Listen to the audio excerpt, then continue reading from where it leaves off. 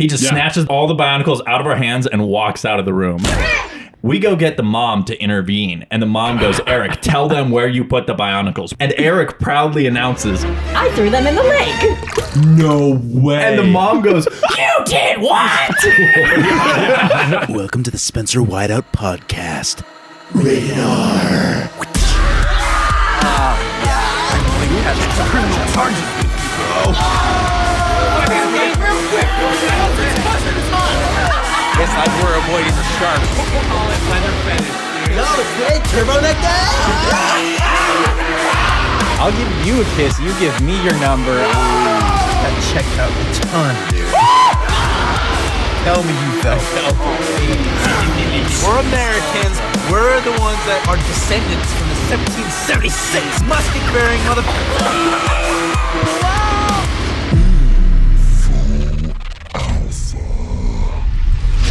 Welcome back to the Spencer Whiteout podcast. This is episode number 26. In this episode, we tell stories of the Bionicles scuba dive, PE pebbles, Airsoft agony, Beyblade arena warfare, and much more. Let's dive in. Welcome to Thanos Butt Chat. Rated R. So do you want to explain where that came from, Andy? It was the Under Oath, right? We were down to see Under Oath in San Diego. The boys did a little road trip down there, and we were at this Union Station Market. Chicken place, really? Yeah, we went to the chicken place in this market. It was Flustercluck, right? Flustercluck, yeah. Great name. In the corner of our eyes, you kept on catching. It's like a little glint, like a little sniper glint, you know what I mean? You see it off the scope. It was kind of like that, you know? And we all kind of like, we finally kind of look at it, and it's like this horrible... Giant... Yeah, what is it? Questionable. No. It was a bun. They were advertising one of their prime dishes at one of these restaurants, and I was like, "What is that? Like, would you guys ever try that?" The answer was no, because it looks like. You guys want to say it with me? It looked like little Thanos. Yeah, Thanos is buttons. Yeah, no, yeah, it was, so we renamed our group chat to Thanos Butt Chat in honor of that. It was like, what was it? It was like milk toast or something like that. Yeah. It looked like Thanos. It probably tastes better than it looks. Yeah. All right, so now we're going to throw back to some childhood stories. Love it. So we're going to talk about Austin's Exodia time capsule. Oh, What do yeah, you think hi, that- I'm Austin, by the way. Yeah, I guess we should say who's on the podcast. We got... Hi, my name's Austin Steedman. I'm one of Spencer's buddies. I'm Andy Divjak. Returning to the podcast, Returning legend. Back. Yep. Always some greased grease up. on my So lap talk today. about the Exodia time capsule. Middle school, I was doing Cub Scouts for the first time, and I was like, what do I think would be like a great thing to put in the ground? And so I found some pieces of candy, and then I put a full Exodia with a whole set of Exodia cards plus a second head, because I was like, I'll put all of them in there. And I put them in there. I never went to another Cub Scout meeting after that.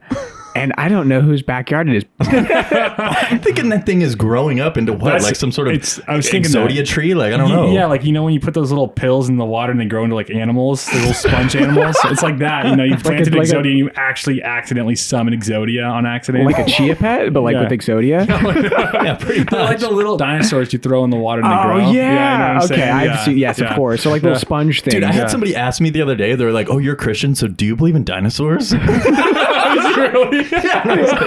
I think I also put some like old teeth in there that I had lost, like hoping that maybe like I get some like deferred payment Why'd from you the not tooth go fairy. back, dude? What happened? If I knew whose house it was, I'd go back there right now and dig up the it up right backyard. now, yeah. 100%. That might be worth like a little mission. You know how like people go back and they do all that internet sleuthing? We could probably find our way Super back to sleuthing, that. yeah. Yeah, get that Exodia back in your pocket, my guy. All right, in the deck. I'm gonna leave it up to you guys. You guys help me find my Exodia. And so Austin and we actually got matching Exodia shirts at the Brand of Sacrifice concert. right, that's right. You know, Brand of Sack. That's what you got to chant when they're like about to come out. Brand of Sack, Brand of Sack. Gets people riled Dude, you up. know what's funny Gets the about people that? Going. I took a picture of you and I in the bathroom, and I was like, oh, like my first metal show. People thought we were dating.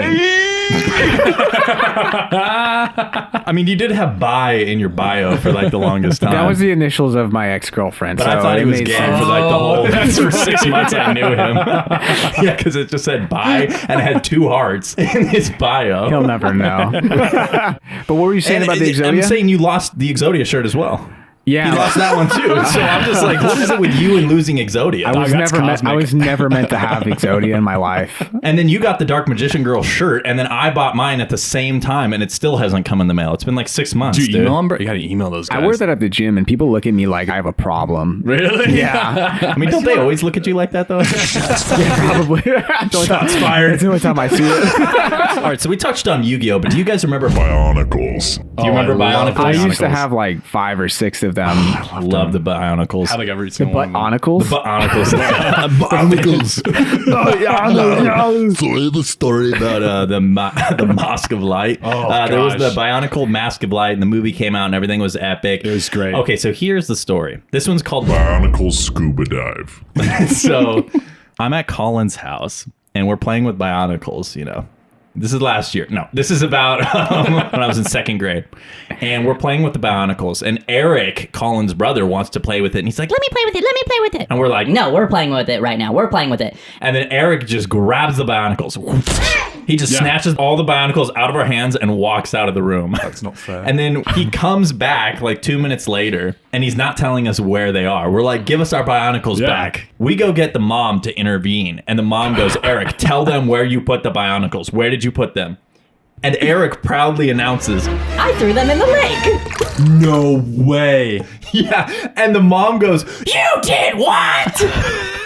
and it was the first time I'd ever heard a parent yell at their kid. Wow. She's like, put on your scuba gear. You're going. So he puts on goggles and like floaties and everything. And he's out there all afternoon scuba diving for the Bionicles in their backyard lake, swimming around. Colin and I are just sitting there watching, like, That is hoping crazy. he acquires these Bionicles. What's surprising is he actually managed to recover some of the Bionicles, but not the Mask of Light. What is wrong with that kid? He took was your just like, Bionicles. He's dude, like, that you know, was so messed first up. logical thought, I'm going to go throw that in a lake. Yeah. And so to me, this is kind of similar to the rubber chicken story I told in episode 11, which, correction, I called it Indian giver, but I found out that's not politically correct. So we're just going to call it Native American giver at this point. thank Yeah, you, that thank makes you. it better.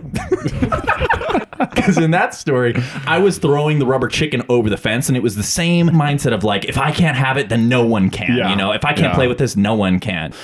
Same kind of mentality, you know, and maybe that's where I learned it from Eric throwing the Bionicles in the lake. And also what's funny is in episode 11, Andrew says, it makes you wonder why the principal needed that rubber chicken so desperately. Was it really just a rubber chicken?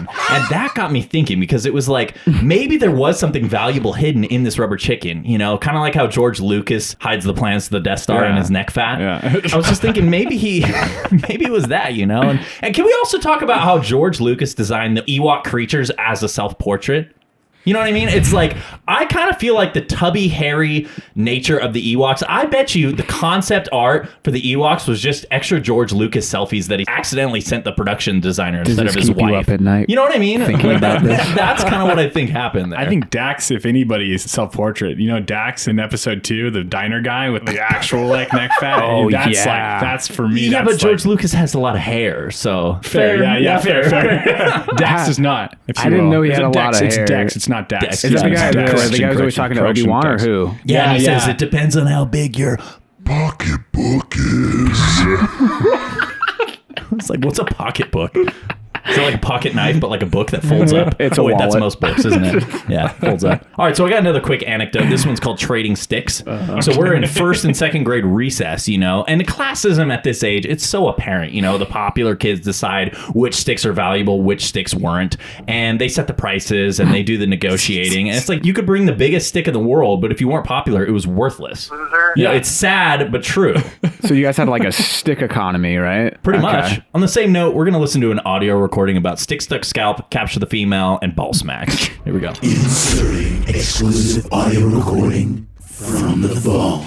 We used to play with sticks, and we kind of formed tribes, and then we started to steal girls and like keep them captive and steal them from each other. It was like total like tribal warfare. It was like, yeah, the girls were super into it. It was crazy. Yeah, they were like, they were like down to get captured. It was Instead of capture the flag, it's capture the female. Yeah, exactly. Capture the female. Yeah, exactly. It's like that. It was super weird. And we like had like forts and stuff like across the different, like there's different territories. How do you initiate a capture? Do you have to just like you go in, you fight with sticks, and then whoever wins gets the girl. Nice, dude. That's so gets to put the girl captive in art. Yeah, it's so primal, Yeah, dude. it was so masculine. Yeah. I know. There was a bunch of children like left to their own devices, and that's what happens. What happens when you leave like little boys with sticks? But the best part is that the girls were into it. Yeah, the girls were like, yeah, exactly. Like it was weird. They were super down to be like. They want to see the raging, like It was crazy how tribal we were. Yeah.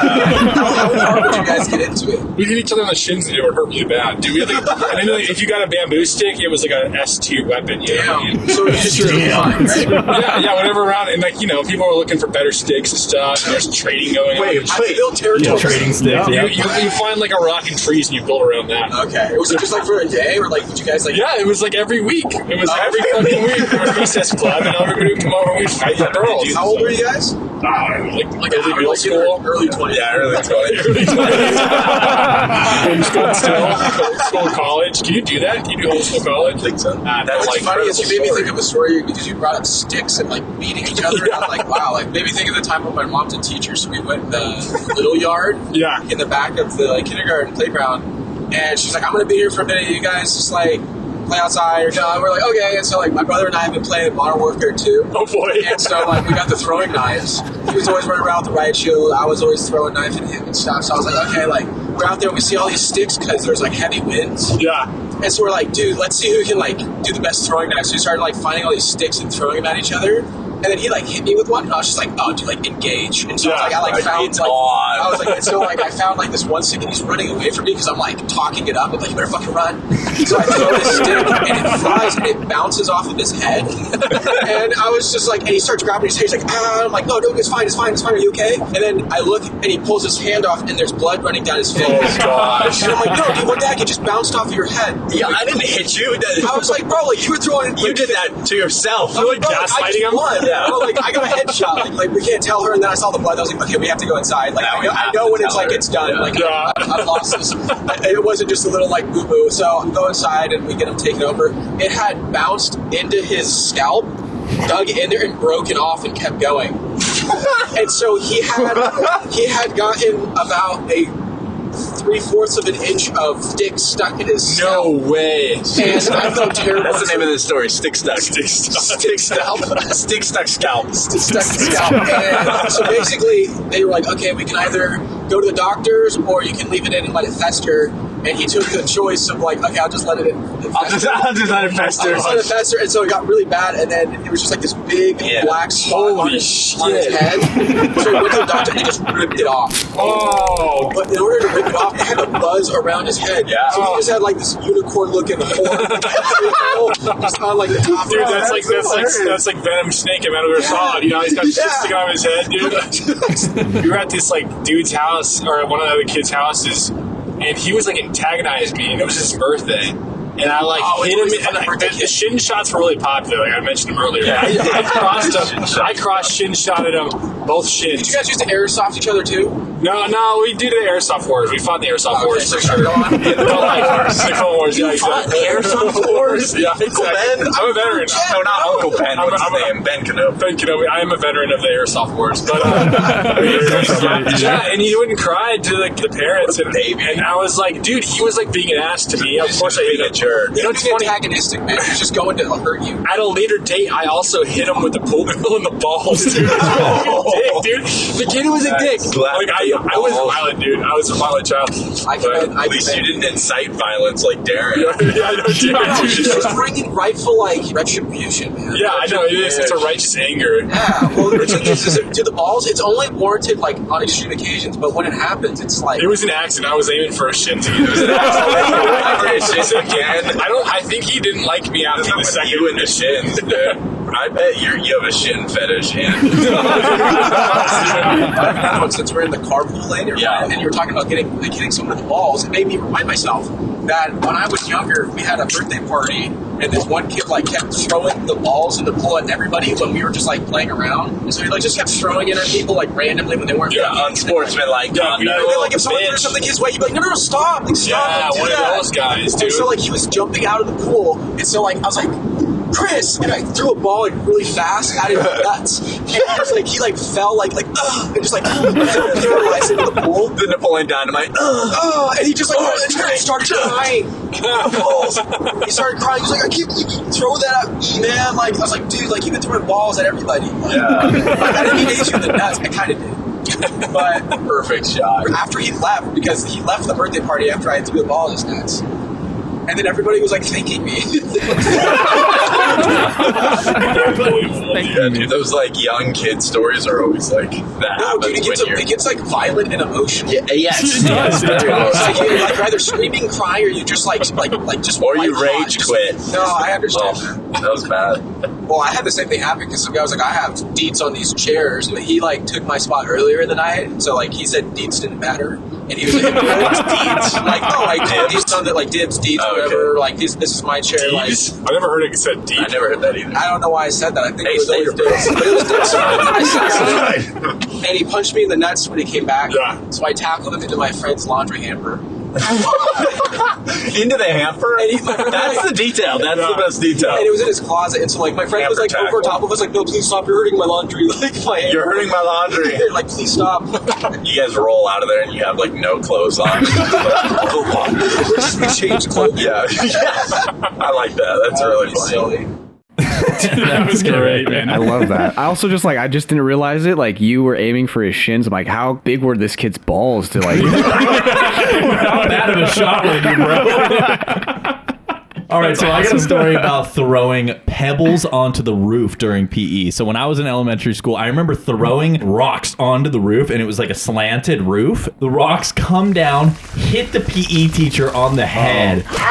And he turns and he sees us throwing rocks, and he's like, Principal's office now! and it was like we had to go to the principal's office for throwing rocks at the PE teacher's head. It's like you're going to talk to the warden while you're already in prison. Like going to talk to the principal. I like how it like evolved into throwing him at his head, even though you guys weren't actually. It was like kind of a ricochet. Right, it was just kind of a lucky shot. Indirectly, really. we're throwing them at his head. Right. Were you throwing them like a handful at a time, or you guys just kind of gravel onto the roof, and you're then watching you watch it roll down. Yeah. There's nothing wrong with that. The guy was at the wrong place at the wrong time. Yeah. You know, what does he think he's doing? It's his fault. And PE teachers need a little retribution, you know, just for what their reputation is anyway. Amen. You know, slimier than a slug on a Sunday. I like Austin, my PE you teacher. have a few tree trauma, head trauma stories. Should we get into those? Sure, yeah, from what I can recall. So one of the times I was in the back of the little yard, which was my mom is a kindergarten teacher. Adjacent to the big yard. It's the same area that I threw the stick at my brother's head. And so we were running back. We were playing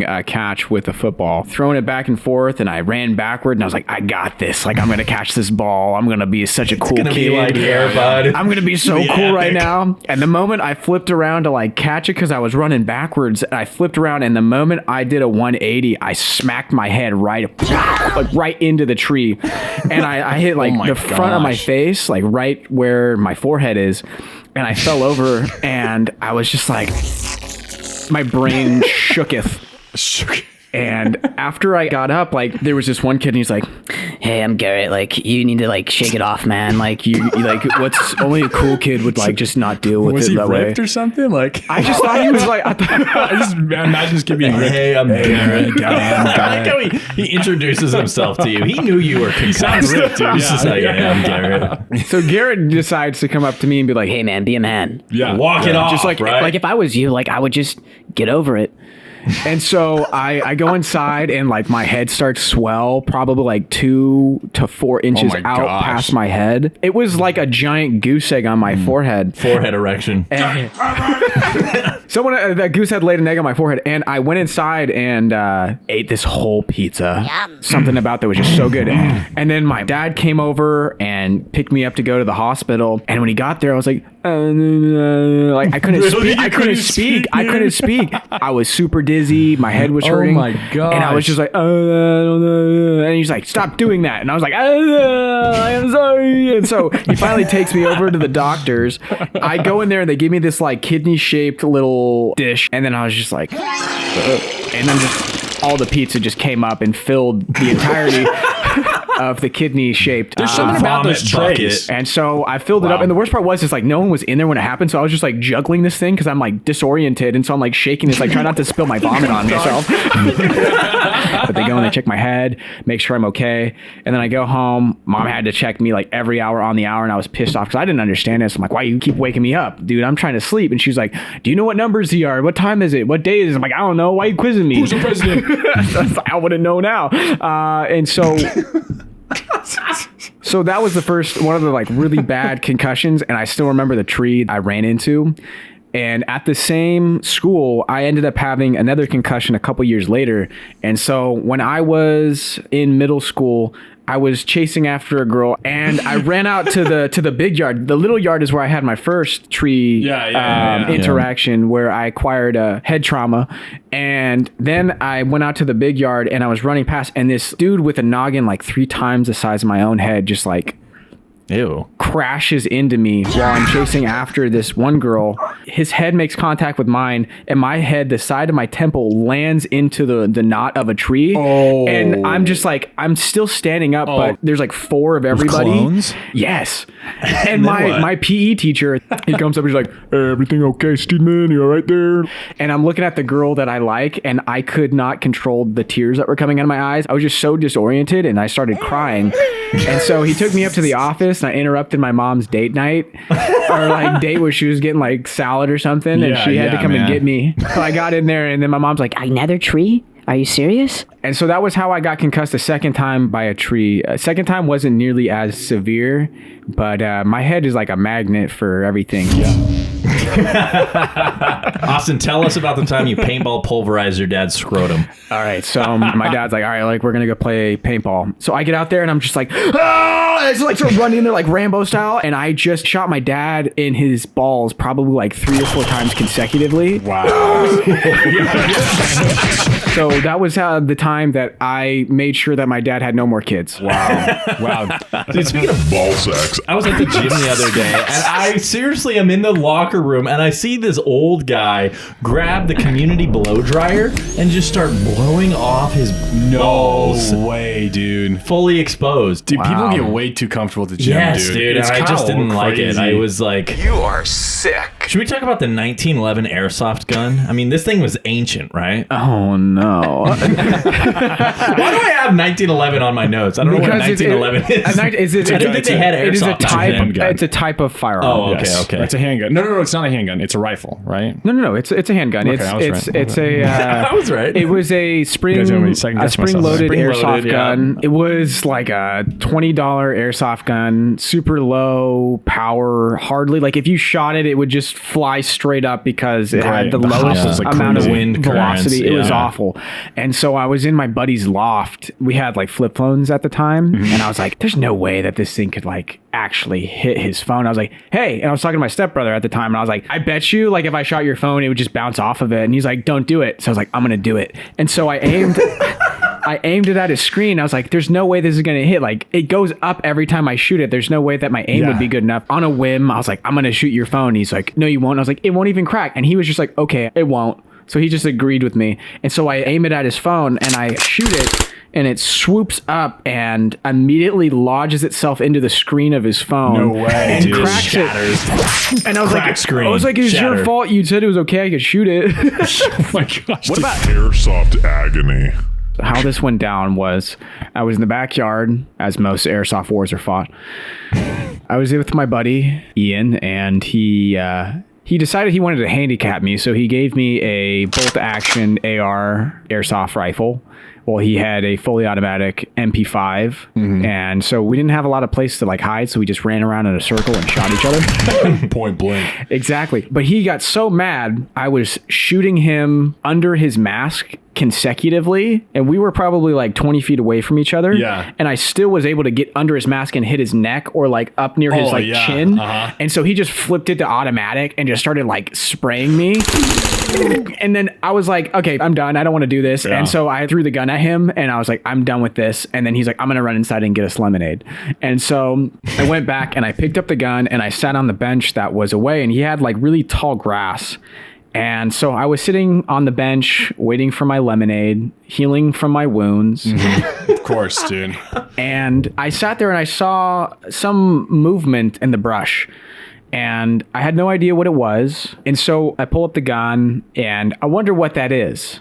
And so I loosed a BB and regrettably it hit something that was alive. I saw fluttering in the bushes. And so I go over and I look at it and there is a dove. White dove. There was a dove. Wow. And I had shot the dove. That's a killing piece, right? It was. I felt so terrible because like I don't know what I was thinking, but it was impulse, just like, oh, something's moving, I might as well shoot at it. And so I ran inside immediately and I told my friend's mom, who was an RN, and so she goes and gets it in there and she understood it was an accident. Like obviously I shouldn't have shot something moving in the grass, but I didn't know any better and I learned a huge lesson there.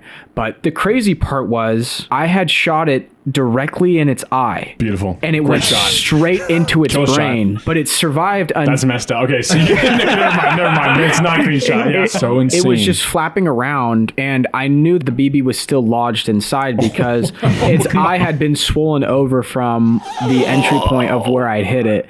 And so they put it in this little shoebox and they take care of it. Unfortunately, it passed. Game but over. That is the depressing and unfortunate story of how I exited the Airsoft wars. Oh, wow. That was the end of your Airsoft career. Yeah, it was dishonorably discharged. I'm not proud of it. Andy, but you shot squirrels. You didn't feel the same remorse, though, dude. You were a missionary on a mission. I was a missionary on a missionary. I was a cold-blooded killer. I was actually a contract mercenary killer for my father. As I mentioned before, we grew up on some acreage, and we had some fruit trees, and those damn squirrels were eating all the fruits all the time. My parents were just so fed up with it. My dad's like, here's a 22. If you get a squirrel, $15. Rabbits are $10 because they're also like infesting our yard, right? So my brother and I went to work. Profit. But what was funny is my brother made a wager with my dad. He was like, okay, I'm going to go bow hunting. If I get a squirrel with the bow, how much do you give me? My dad's like, $100. He's never going to get it, dude. Right? And so my brother would spend hours in the backyard lobbing arrows at squirrels, right? One day he got one, just like you, sir, right in the eye. Oh my God. It was like right in the head. Should we talk about the Repel, the tarantulas? Yeah, so I'm in tune with my natural side, and I know what tarantulas like and what they don't like. So one day I was camping. It was in college. We had a bunch of people from college go out. And you know what? We were gentlemen. We gave up the tent to the girls, okay? So this is putting me in a tough position because I know there's tarantulas out there in the desert, okay? My buddy and I had to sleep out on a tarp. So we're like, okay, we got to figure out a way to repel these tarantulas. So what I did was I dug a little trench around our little area. Tarantula trench. Exactly. Yeah. You made like a moat without any water? It wasn't that deep, but it was no water. It was in the middle of the desert. And I filled it with Axe body spray and lit it on fire. Obviously went out right away, but I'm pretty sure that horrible smell repelled those tarantulas. And I didn't get one in my bag, so I don't know about you guys. Dude, when I wrote this note and it says rock enclosure setup, I thought it was like you were doing like tarantula wars like Beyblades, but like a rock enclosure, and then you're spraying the tarantulas trying to get them to fight. That's what I thought this story was. When you put that, I was surprised that it was on here because I was like, that was an okay story for me. When you say like rock enclosure, did you like build? No, we didn't. No, I think he misunderstood. I literally just all I did was sleep outside. It was, how am I going to play this up? I don't know how to make this one funny. Honestly, I love that. Okay, what about the arena warfare and the Beyblade club? Speaking of arena warfare, so another thing in college, it was one day I was just like kind of sad. I was down on my luck, if you will. I don't know, just feeling it. It feels existential dread. And I was like, you know what I really miss? I was like, Beyblades, dude. And I went to the store and I bought some Beyblades in an arena. Nice. And I was dating my wife now, my girlfriend at the time, Rainey, and we decided to team up and make a Beyblade club at Biola. And we got bunch of people to join our club. We would play, instead of the national anthem, we'd play the Beyblade theme song, and we'd all like stand in attention or whatever, with our hand over our heart or whatever. Dude, you're such a trendsetter. I love it. It was so fun. And campus safety showed up like, hey, you guys can't be playing this loud music late at night. And then we explained what was going on. They ended up playing Beyblades with us. They kicked my ass, actually. It was just pretty funny. Can I try? They pulled a Beyblade out of their pocket like, I was waiting for this. Exactly right. But no, kind of one of our final tournaments was under the bell tower at Biola. And that's the kind of a central location station where a lot of people pass by. And apparently it was like a women's conference. We didn't know this when we had set it up initially, but we did it. And we were all under there like going crazy, like, you know, hooting and hollering, making a bunch of noise. And the president of the school walks by with a couple of women leaders, I guess because of the women's conference. And he's like showing the school off and stuff. He's like, oh, and what's going on here? You know, like trying to be like, oh, they're probably doing some cool stuff, Christian stuff. I don't know. He walks up, looks at it and goes, oh, and then like quickly like shovels away and like tries to shuffle the crowd away from us. So it was pretty awesome. So yeah, so that was the Beybladers Club. We even had a documentary, a little mini documentary we made, but it's been memory holed from the internet. I don't know where it went, but it was. Do you know fun. about the memory hole about the dick incident? Oh my gosh, dick incident? Yeah. In your memory hole? No, tell him. Basically, long story short, we had this guy do an award-winning documentary at the Biola Film Festival. Okay. It was kind of like a mockumentary style on our floor because it was based on true events. Actually, somebody was drawing penises on all the boards, and nobody knew who it was. And like one guy would always get a really, really like detailed one. It was awesome because we were all playing ourselves in the documentary. It won the best documentary, and it's, you know, Biola's a Christian school, so all these parents came to this film festival to see their kids like win awards. And on the best documentary, it says the dick incident on the trophy. On the trophy. Everyone's like, yeah, everyone's clapping. The funny thing is, the guy who did the documentary and who was filming behind the camera, he was playing that character. Yeah. He was actually the guy drawing the dicks in real life and in the documentary. So it's kind of a twist. How did you find out? We were in on it. I think a lot of us were and some people weren't. And this it was guy really likes funny. Dick. Dude, one time, this is a horrible memory. I don't know why I'm sharing it. One time, somebody slid a note under my door. It was like this really detailed note about like, you think you're so cool, but you're not, and I don't like you. It was like this anonymous. Somebody did to you? Dude, it was this anonymous letter. Had a hater it was like a hate note, dude. And it was like, you think you're all this, but you're not. And that was what it was. And I was like, ugh. It was only, someone took the time to write that, it was just one time. It's so crazy. Did you keep it? I didn't even. No, I didn't keep it. That'd I should be have hilarious, framed it. bro. Yeah, I should have framed it. If you made it this far, I already know you enjoyed the episode. If you could do me a favor, leave a rating/review. 5 stars is a power play. Looking forward to reading what you have to say about this podcast. Thank you so much in advance. As always, stay tuned, stay hyped. That's a wrap. Inserting exclusive audio recording from the vault. I'm Spencer Whiteout. I am a film major. I'm a sophomore, and my first Biola crush was this girl named Kirsten. But I'm going to dinner with her tomorrow.